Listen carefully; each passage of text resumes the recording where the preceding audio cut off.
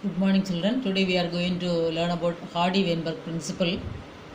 Mutations introduce new genes into a species, resulting in change in gene frequencies. Mutations introduce new genes into a species, resulting in change in gene frequencies. In 1908, G.H. Hardy and W. Weinberg established a simple mathematical relationship to study these gene frequencies and gave Hardy-Weinberg principle. In 1908, G.H. Hardy and W. Weinberg established a simple mathematical relationship to study these gene frequencies and gave Hardy-Weinberg principle. This principle states that the allele frequencies in a population are stable and is constant from generation to generation. This principle states that the allele frequencies in a population are stable and is constant from generation to generation. That is, gene pool remains constant. This is called genetic equilibrium or Hardy-Weinberg equilibrium. Definition important for 2 mark question. This principle states that the allele frequencies in a population are stable and is constant from generation to generation. That is, gene pool remains constant. This is called genetic equilibrium or Hardy-Weinberg equilibrium. The sum total of all the allelic frequencies is equal to 1.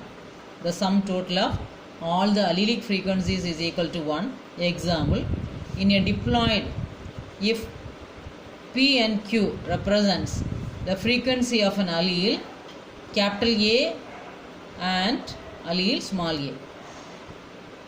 Example, in a diploid, if small p and small q, P and Q represent the frequency of an allele capital A and allele small a. The frequency of capital A individuals in a population is p square. The frequency of capital A individuals in a population is p square, and small a is q square, and capital A small a is 2pq. Capital A p square, small a q square, capital A small a is 2pq.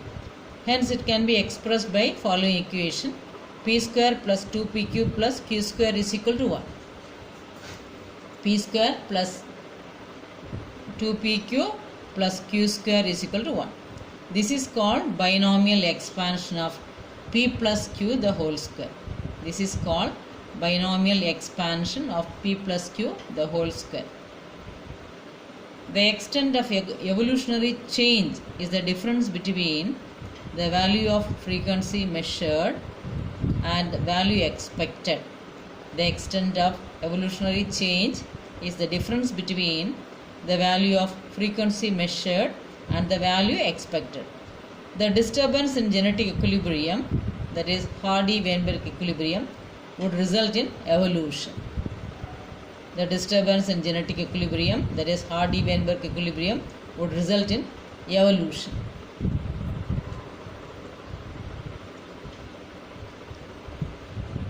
So you can see here the allele frequency and genotype frequency p plus q is equal to 1, and the equation for genotype frequency is p square plus 2pq plus q square is equal to 1. Next is about factors affecting Hardy-Weinberg principle, very important for 5 mark question. Certain factors that affect Hardy-Weinberg equilibrium and leads to evolution are: first one, gene migration or gene flow, genetic drift, mutation, genetic recombination, natural selection. Gene migration or gene flow, genetic drift, mutation, genetic recombination and natural selection. First one is gene migration. New genes or alleles are added to a new population. New genes or alleles are added to new population and are lost from old population, in turn changing the gene frequencies. This is called gene migration. When gene migration happens multiple times, it is called gene flow.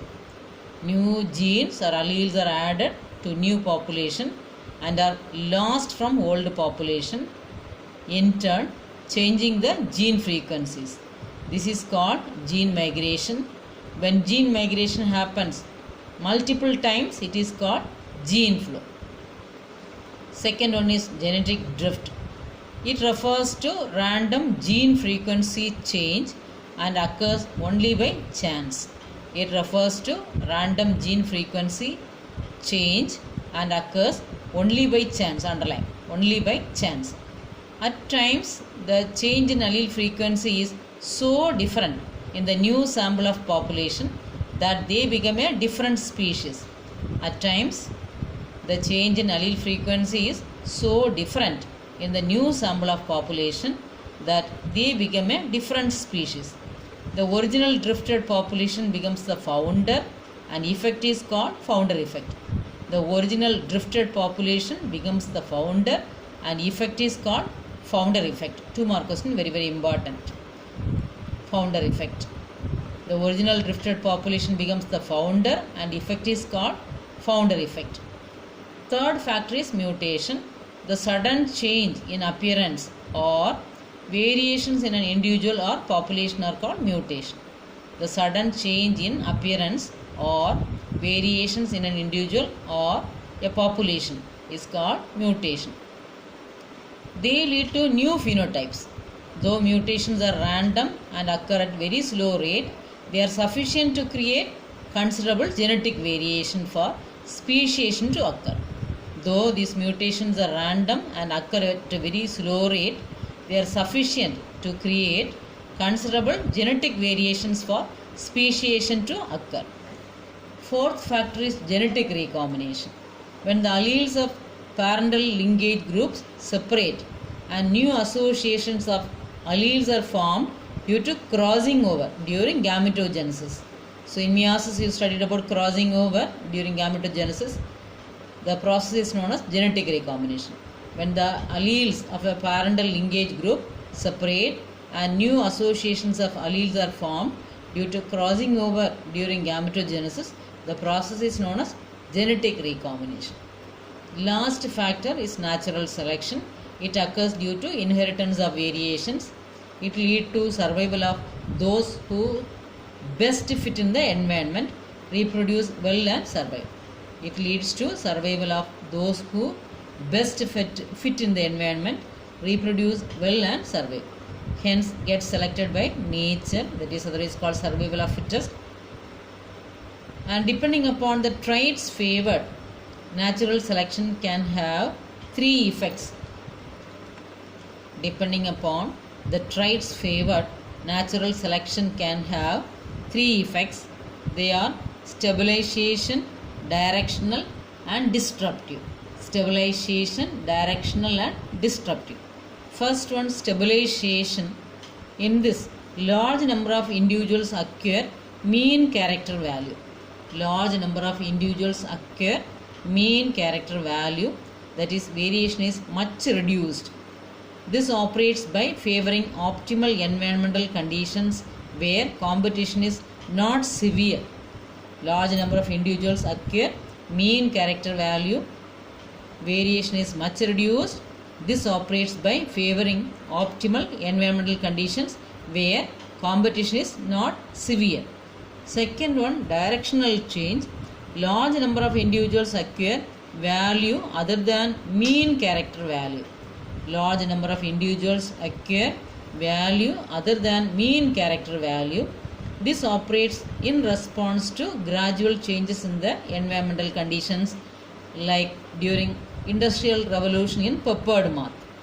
Large number of individuals acquire value other than mean character value. This operates in response to gradual changes in the environmental conditions, like during Industrial Revolution in peppered moth. Last one is about disruptive selection. Large number of individuals acquire peripheral character value at both the ends of distribution curve. Large number of individuals acquire peripheral character value. Important, underline. Large number of individuals acquire peripheral character value at both the ends of distribution curve. It is rare in occurrence but important for our evolutionary changes. It is rare in occurrence but important for evolutionary changes. Fluctuating conditions within environment may favor this. Fluctuating conditions within the environment may favor this.